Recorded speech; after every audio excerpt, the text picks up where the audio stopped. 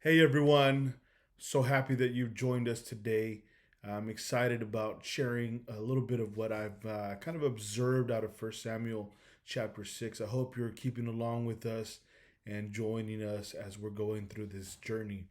Today's reading is chapter 7 of Samuel, First Samuel, but I'm kind of sticking now a day behind just to kind of go over what maybe you've read yesterday and kind of give you some insights on what I've learned from it and kind of what it speaks to us, what it could speak to us. And again, this is not theological, but this is just inspirational. This is to pull something out that we've read and then we can see how it can be applied to our lives. And so we're going to begin kind of sharing a little bit about First Samuel chapter 5. Yesterday, I just talked a little bit about taking care of what God has given you. And as you read further, we're talking about the Ark of the Covenant and how Israel had taken it into battle, thinking that was going to be their salvation, only to find out that it wasn't. And at the end, they lost their ark, the Ark of the Covenant. So the Philistines take it, they capture the ark, and they take it to a town called Ashdod. They put it in the temple of Dagon. Dagon finds himself flat on his face a couple times. Then he loses his limbs. But from that point forward, they realize that this is not good. It's not good because God begins to have a heavy attack on the people of Ashdod, and they are struck with a plague, now a plague of tumors. Now, again, when we think of plague, you begin to think about the Egyptians, and during the time that Israel was in bondage by the Egyptians, they the Lord sent out 10 plagues, and finally, at the last plague, Egypt decided to let them go free. And so we see plague number one here. We see Ashdod is having tumors. And so they're like, we can't tolerate this. So we got to get rid of this ark. So they send it to Gath. Gath is also having the plague of tumors. So they get in a great panic. So they say, we got to get rid of this ark. So they send it to Ekron. Ekron begins to see the same situation. People are dying. People are being plagued by this great plague, and so they don't know what to do, what's going on. So in chapter 6, the ark of the Lord remained in the Philistines' territory 7 months in all, and the Philistines called their priests and diviners and asked them, "What should we do about the ark of the Lord? Tell us how to return it to its own country." And verse 3 is to send the ark of God back with a gift. They were told, send a small or send a guilt offering, and then if you are healed, you'll know that it's the hand that caused the plague. And so then they begin to ask what kind of offering, and so he begins to tell them what they need to send. But in verse 6, which I really felt jumped out at me as I read it, they said, the priest told them, "Don't be stubborn and rebellious as Pharaoh and the Egyptians were." By the time God was finished with them, they were eager to let Israel go. Now, when I read that, that really jumped out at me because what they were trying to imply, or what they were saying, was learn from the mistakes of others so that you don't fall and make the same mistake yourself. Learn from the mistake of Egypt so that you don't find yourself in Egypt's situation.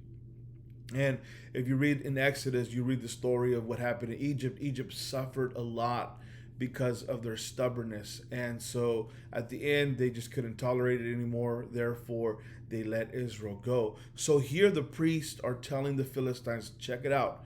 If you want to be free from these plagues, look back and learn from the mistakes of Egypt, how they were stubborn and continued to hold on to the Israelites. And it took 10 plagues, it took a lot of death, it took a lot of famine, it took a lot of struggle, a lot of battling. And finally, when they just had enough, these people said, "You know what? Get out of here! Get out of here!" And so, what we're learning here in this passage is that it is important for us to learn from the mistakes of others. Yes, we will make mistakes, but if we can look back at history if we can look back at others, if we can reflect on what's happened in the lives of others, then we can understand that we don't have to go through the same mistakes that they have gone through. And so, although it may seem, well, is there a real lesson that we can learn from it? Absolutely. And that's exactly what happened in 1 Samuel chapter 6, is that they had asked the priest for direction. The priest gave them direction and said, learn from the mistakes of Egypt. And so they did exactly what the priest told them to do.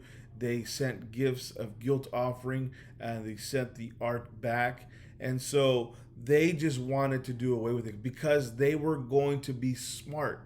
They were going to learn from the mistakes of others. I want to challenge you today. Don't feel like you have to learn by your own mistakes.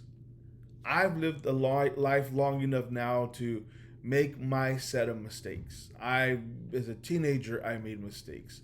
And so that is not what I want to do now as an adult. As I'm becoming older, as my years are becoming shorter, I don't want to learn based on my own mistakes, though I will make some.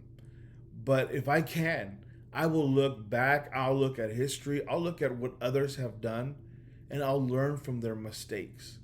And from their mistakes and what I learn, that will be a guide for me to make better decisions. Today I want to challenge you. Before you make a mistake, before you make a decision, look back at what others have done. Look where that has taken them. Maybe you think, I want a different life. I want something different.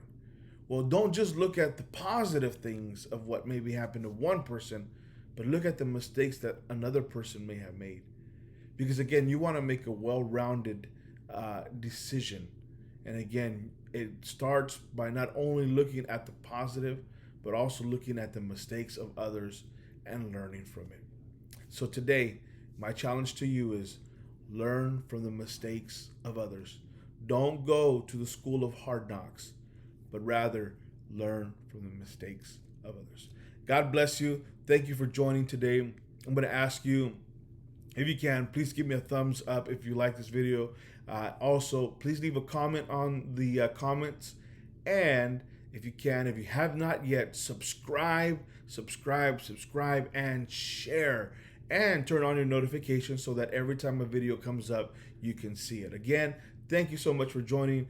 Give me a thumbs up, hit the subscribe button, share, leave a comment, and we would love to just connect with you.